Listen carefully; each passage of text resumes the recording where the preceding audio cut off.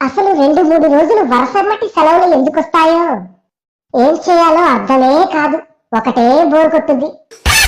అదే ఆఫీస్ ఉంటే time fast గా గడిచిపోతుంది. ఏమండి, బోర్ కొడుతుందా? మీకు ఇది తెలుసా? మన పక్కింటి శాంతక్క వాళ్ళు కారు కొన్నారు. అలాగే మన ఎదురింటి మంగత్తకి హార్ట్ ఆపరేషన్ అయ్యింది. ఇంకా మా ఫ్రెండ్ సరళకి పాప పుట్టింది. వామ్మో, ఆపవే నీ సోది, ఒకటే నస పెడతావు.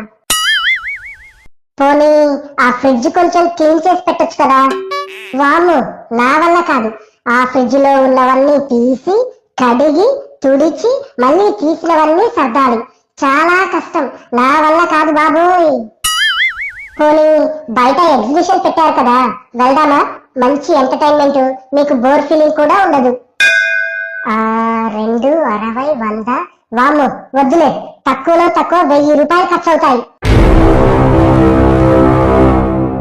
మాట్లాడితే నస అంటావు, పని చేయమంటే చాలా కష్టం అంటావు. పోనీ బయటికన్నా వెళ్దామంటే డబ్బులు ఖర్చు అవుతాయి అంటావు. ఇలా కాదు, నీ సంగతి చెప్తా ఉండు. ఇదిగోండి కేజీ బియ్యం.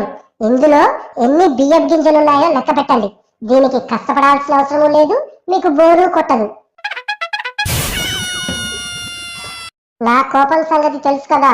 మీరిప్పుడు లెక్క పెట్టలేదు అంటే మీకు 2 రోజులు భోజనం బంద్.